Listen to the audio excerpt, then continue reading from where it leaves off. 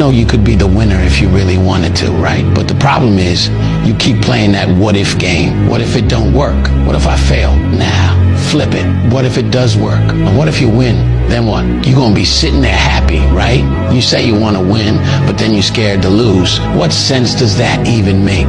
Look, you can't talk about wanting to win and then be scared of the risk. That's not how this works. If you lock in, keep your head down and stay focused on the vision, how could you not win?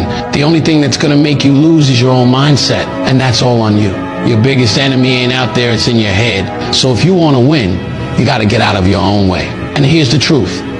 Every time you doubt yourself, you're slowing down your own progress. You either believe in yourself or you don't. There's no in between. If you keep second guessing everything, you're already losing. But when you stop playing scared and start moving like you're built for this, you'll see everything change. So stop thinking about what could go wrong and start focusing on what's gonna go right.